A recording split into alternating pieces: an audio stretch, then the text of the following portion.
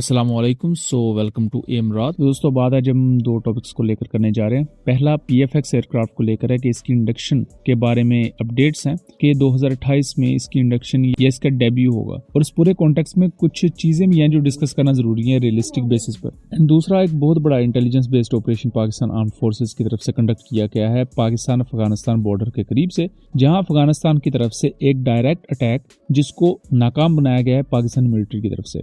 तो पहले टॉपिक की तरफ आ जाएं तो बहुत से इंडियन सोर्सेज और इंडियन न्यूज एजेंसीज वो क्लेम कर रही हैं कि जो JF-17 एयरक्राफ्ट का ब्लॉक 4 है, जिसे PFX एयरक्राफ्ट कहा जा रहा है, ये डेब्यू करेगा 2028 में। अब इसको लेकर सबसे बड़ी मिसकंसेप्शन तो ये है कि इसकी कोई इंडक्शन ही 2028 में होने वाली है। ऐसा बिल्कुल नहीं है। 2028 में ये डेब्यू करेगा मींस कि हमें इसका फर्स्ट प्रोटोटाइप देखने को मिल सकता है, या उससे पहले भी देखने को मिल सकता है, बट यहाँ बहुत सी चीजें जो हमें जहन में रख के चलनी पड़ेंगी। इस वक्त JF-17 ब्लॉक 3 की प्रोडक्शन अपने जोरों शोरों से जारी है। इवन अगर बांग्लादेश यहाँ ऑर्डर करता है, जो कि अभी पाइपलाइन में है, ईरान पाइपलाइन में है, इराक पाइपलाइन में है, आज़रबाईजान के ऑर्डर्स इस वक्त प्रिपेयर किए जा रहे हैं और बहुत जल्द उन्हें फर्स्ट बैच प्रोवाइड किया जाएगा। आज़रबाईजानी पायलट्स पाकिस्तान में ट्रेनिंग भी ले रहे हैं। इस तमाम कॉन्टेक्स्ट में पाकिस्तान एविएशन इंडस्ट्री के बहुत सा जो रिसोर्सेज और वसाइल हैं वो JF-17 एयरक्राफ्ट की फैसिलिटीज पर और उसकी प्रोडक्शन लाइन पर लग रहे हैं, और जाहिर बात है उससे पाकिस्तान को रेवेन्यू भी जनरेट हो रहा है। अब हम जरा फ्यूचर में आगे जाएंगे तो बहुत जल्द कान एयरक्राफ्ट की प्रोडक्शन लाइन भी पाकिस्तान में आएगी, जो अगेन उस पर आपको रिसर्च एंड डेवलपमेंट पर और फैसिलिटीज के लिए फंड्स मुकर्रर करने पड़ेंगे। अब इसी दौरान हमारे साथ PFX एयरक्राफ्ट भी है जिसको साथ साथ लेकर चल रहे हैं। अब अगर JF-17 ब्लॉक 3 एयरक्राफ्ट के ज्यादा ऑर्डर्स आते हैं आने वाले वक्त में, तो ये ऑर्डर्स कम से कम भी 2027-28 तक चलेंगे, क्योंकि एयरक्राफ्ट ऐसा नहीं होता कि आप मिनट में बना के देते हैं किसी मुल्क को, उस पर टाइम लगता है। ये प्रोडक्शन लाइन जो ब्लॉक 3 की है, ये अभी आने वाले वक्त में हमें और ज्यादा लंबी चलती हुई नजर आएगी, और अगर उस दौरान तक कुछ नए मुल्क भी इसमें इंटरेस्टेड हुए तो ये प्रोडक्शन लाइन एक्सटेंड कर सकती है। इस दौरान PFX एयरक्राफ्ट के लिए प्रॉपर फैसिलिटी होना और उसके साथ साथ फ्यूचर में प्रॉपर प्रोडक्शन लाइन होना, ये निस्बतन चीजें थोड़ी सी मुश्किल हो सकती हैं पाकिस्तान के लिए, अनलेस के पाकिस्तान चाइना या तुर्की किसी मुल्क को ज्वाइन कर ले।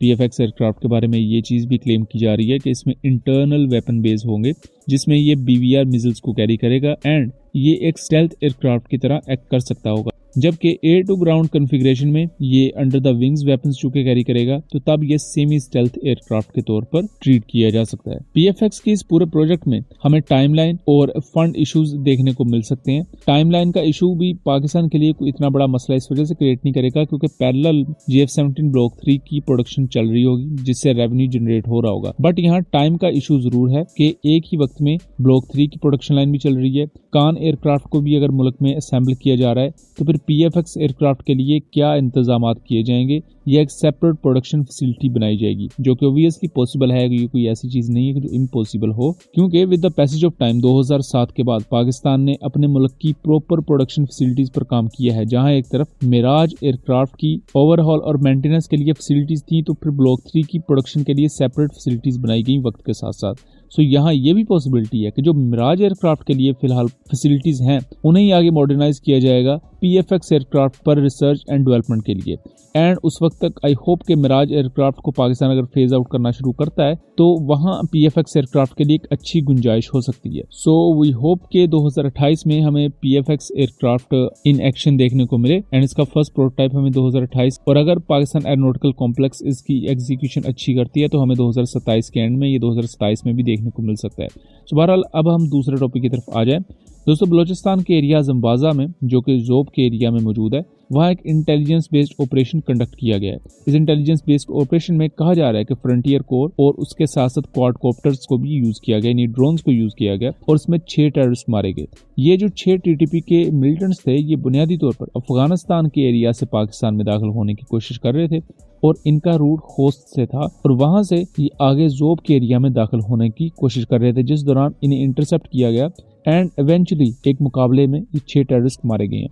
इनसे AK सीरीज की राइफल्स बरामद हुई हैं, उसके साथ साथ एमुनिशन, एक्सप्लोसिव डिवाइसेस और कम्युनिकेशन डिवाइसेस भी इनसे रिकवर की गई हैं। पाकिस्तान इससे पहले भी अफगानिस्तान को बहुत बार मुतला करता आया है कि आपकी सरजमीन मुख्तलिफ प्रोक्सीज के थ्रू पाकिस्तान के खिलाफ इस्तेमाल हो रही है। इसी कॉन्टेक्स्ट में 24 दिसंबर को पाकिस्तान एयरफोर्स ने पक्तिका के रीजन में एयर स्ट्राइक्स कंडक्ट की थी अफगानिस्तान के अंदर, जिसमें TTP के टेररिस्ट मारे गए थे।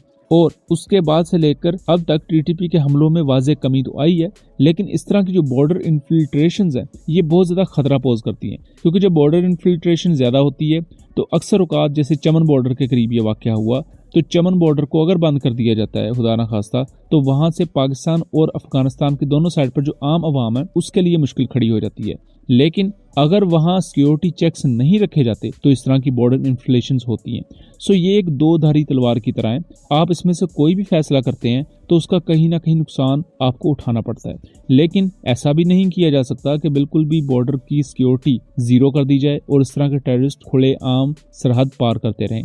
अब ये एक बहुत अच्छा ऑपरेशन था जहां ड्रोन्स को यूज किया गया और ये जितने भी टेररिस्ट पाकिस्तान में दाखिल होने की कोशिश कर रहे थे इनको एलिमिनेट कर दिया गया। यहाँ पाकिस्तान फ्रंटियर कोर की तारीफ बिल्कुल बनती है कि एक खतरे को खतरा बनने से पहले ही एलिमिनेट कर दिया गया। अदरवाइज अगर ये 6 लोग इतने भारी असले के साथ पाकिस्तान में दाखिल होते तो जरूर बहुत ज्यादा तबाही फैला सकते थे।